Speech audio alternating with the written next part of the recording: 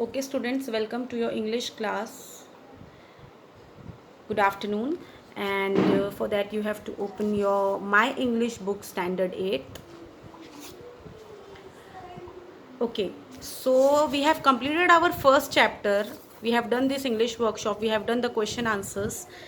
I hope you have completed this all. And if you have not completed, I will upload these notes in your app. You can copy from there. Now second lesson 1.2 is, if any problem is there regarding this lesson, then you can ask me anytime.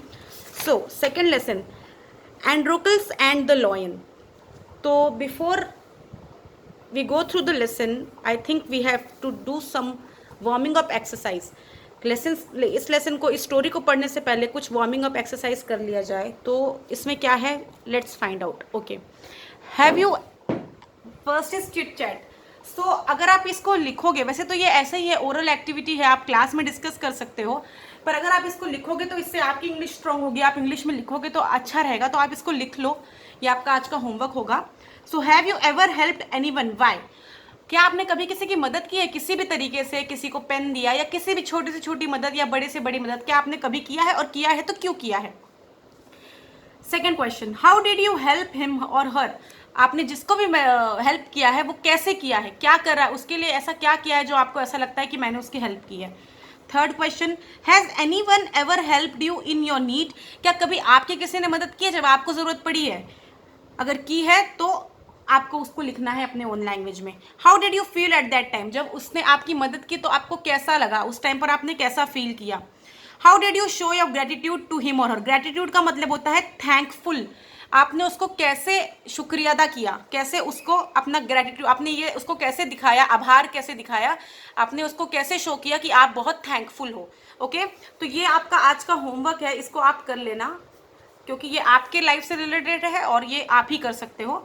Now second, discuss with your benchmate and write down the names of any 5 stories of bravery that you have read, heard. Also name the brave hero, heroine of each story. ये class activity है, अपने bench partner से आपको discuss करना है. As you know कि हम online classes ले रहे हैं तो बेंचमेट तो है नहीं, तो आप ये खुद ही कर लो. आपको क्या करना है कि अगर आप ब्रेवरी स्टोरी, जैसे झांसी की रानी की स्टोरी, शिवाजी की स्टोरी, कोई भी ब्रेवरी स्टोरी अगर आपने सुनी है तो उस स्टोरी का नाम लिखना है और यहाँ पर उसके हीरो और हीरोइन का नाम लिखना है कि उसका हीरो या हीरोइन कौन था. ओके, तो ऐसी 5 स्टोरीज आप लिख लो जो आपको ब्रेवरी स्टोरी, जो आपको बहादुरी की स्टोरी जो आपको पसंद है. तो ये भी आपका होमवर्क है, ये भी आप कर लेना.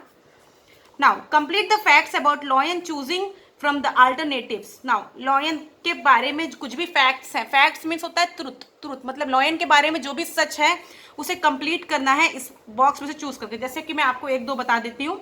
Lions are called dash of the jungle. Lion को क्या कहते हैं? जंगल का एम्परर कहते हैं, लॉर्ड कहते हैं या किंग कहते हैं?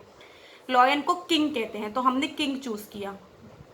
ओके, तो ये फैक्ट है, ये एक सच है. फैक्ट मीन्स ऐसी चीजें जो कभी बदली जा नहीं सकती, जो ट्रुथ होता है. Lions belong to the dash family of animals. Lion कौन से फैमिली, एनिमल्स के कौन से फैमिली को बिलोंग करता है? डॉग फैमिली, कैट फैमिली की हॉर्स फैमिली? लॉयन और कैट में कई सिमिलैरिटीज है, तो लॉयन कैट फैमिली में बिलोंग करता है, तो हमने कैट चूज किया. Okay, now lions are dash animals. Lion carnivorous, herbivorous या ओमनिवोरस है? अब मैंने 2 आपको बता दिया, ये आप ट्राई करो ये 4 आप खुद से करने का. ओके, तो ये भी आपका होमवर्क है. तो जब आप ये वार्मिंग अप एक्सरसाइज कंप्लीट कर लोगे तब हम ये क्वेश्चंस, ये स्टोरी पढ़ेंगे और इसके क्वेश्चंस डिस्कस करेंगे. और आई एम रिपीटिंग अगेन, अगर if you are having any problem regarding this lesson, अगर आपको वर्ड मीनिंग्स नहीं समझ में आ रहे हैं या आपको कुछ समझ में नहीं आ रहा है, कोई भी चीज़ आपको समझ में नहीं आ रही है, ये जो क्वेश्चन आंसर्स हमने उस दिन डिस्कस किया, इसके क्वेश्चन आंसर्स मैं आपको देने वाली हूँ. तो अगर आपको ये सब समझ में नहीं आ रहा है तो you can ask me any time. आज मैं आपके नोट्स अपलोड कर लूंगी ताकि आप लेसन 1 के नोट्स पूरे अच्छे से अपने कॉपी में अरेंज करके लिख लो. Okay, thank you for today, that's it.